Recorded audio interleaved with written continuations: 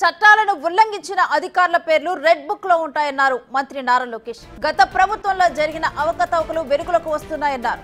చట్టాన్ని ఉల్లంఘించిన ప్రజలను, పార్టీ కార్యకర్తలను ఇబ్బంది పెట్టిన అధికారులను సీరియస్ గా తీసుకుంటామన్నారు. ఇప్పుడిప్పుడే ఒక్కొక్కరు బయటకు వస్తున్నారన్నారు నారా లోకేష్. పులివెందుల ఎమ్మెల్యేకి కూడా స్వేచ్ఛ వచ్చిందని లోకేష్ వ్యాఖ్యానించారు.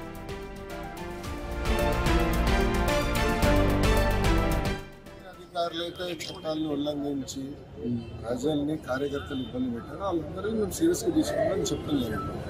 దాంట్లో భాగంగా ఏంటంటే ఒక్కొక్కరు కూడా బయటకు వస్తున్నాం. మాట్లాడే స్వేచ్ఛ వచ్చింది ఆంధ్ర రాష్ట్రం.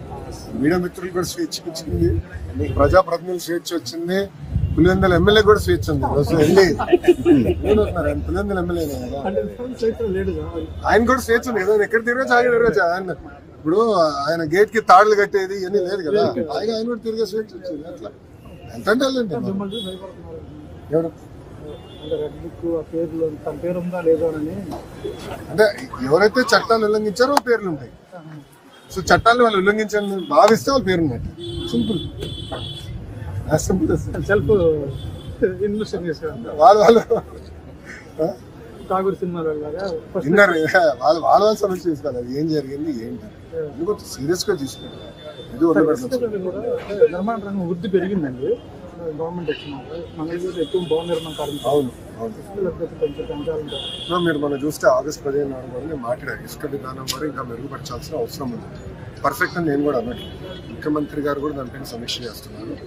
కానీ ఎట్లా స్ట్రీమ్ లైన్ చేయాలి. ఇప్పుడు మనకు వర్షాలు కూడా పడినాయి, ఇసుక తీసిన కూడా ఇబ్బంది. ఒకేసారి ఎకనామిక్ యాక్టివిటీ కూడా ఇంప్రూవ్ అయింది. ఇది ప్రాబ్లం అయితే ఉంది, అదని ఎవరు అనట్లేదు. కానీ దాన్ని ప్రక్షాళన చేయాలి, ధరలు తగ్గించాలి, సిస్టమేటైజ్ చేయాలి. ఆ పనులు ఉంది. ఇక ఇదే అంశానికి సంబంధించిన డీటెయిల్స్ మా విజయవాడ ప్రతినిధి శివ ఫోన్ లైన్ ద్వారా అందిస్తారు. శివ, నారా లోకేష్ రెడ్ బుక్ అన్నప్పటి నుంచి కూడా అధికారుల్లో టెన్షన్ మొదలైంది. అయితే ఇప్పుడు నారా లోకేష్ మాటలతో మరొకసారి ఈ రెడ్ బుక్ అంశం యాక్షన్ ప్లాన్ సిద్ధమైంది అనుకోవచ్చా?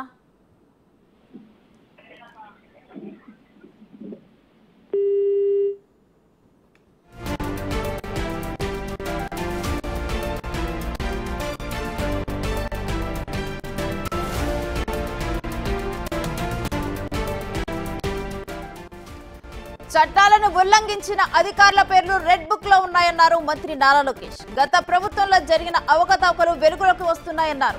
చట్టాన్ని ఉల్లంఘించిన ప్రజలను, పార్టీ కార్యకర్తలను ఇబ్బంది పెట్టిన అధికారులను సీరియస్ గా తీసుకుంటామన్నారు. ఇప్పుడిప్పుడే ఒక్కొక్కరుగా బయటకు వస్తున్నారన్నారు నారా లోకేష్. పులివెందుల ఎమ్మెల్యేకి కూడా స్వేచ్ఛ వచ్చిందని లోకేష్ వ్యాఖ్యానించారు.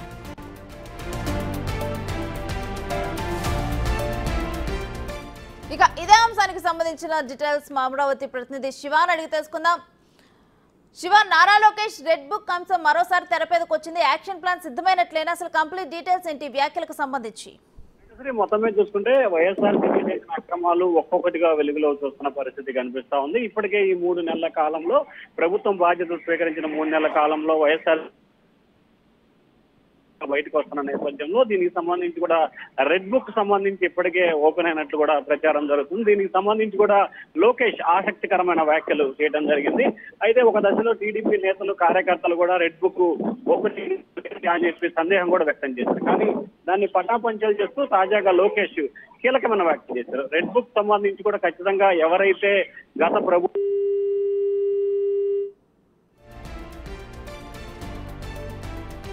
Right, thank you Shiva.